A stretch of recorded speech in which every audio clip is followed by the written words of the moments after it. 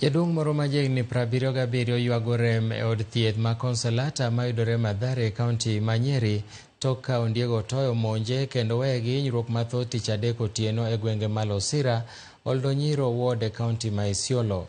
Wachore ni Akal Lekishe otoyo nomonjo e kinde manodhi reso rombene abila kama ne ondiego otoyo nomonje rombene e abila.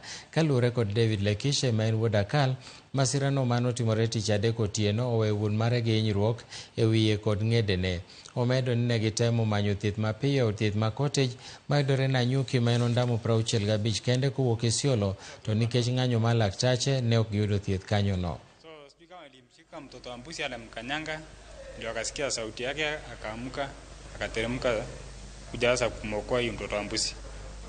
Sasa hiyo harakati kuokoa, akakutana na mnyama hapo katikati. Sasa hukuwa na anything, aliacha kisu huko, ndio alikuja na haraka, akaacha kila kitu huko. Ndio sasa akakuja akamkichika, ndio akaanza kupambana hapo. Sasa venye amenielezea, alikuwa ameshikana sasa.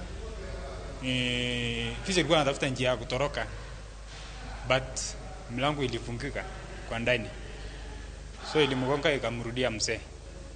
Sasa aliniambia kwanza alimshika mkono, but sasa akashika fisi mgongo.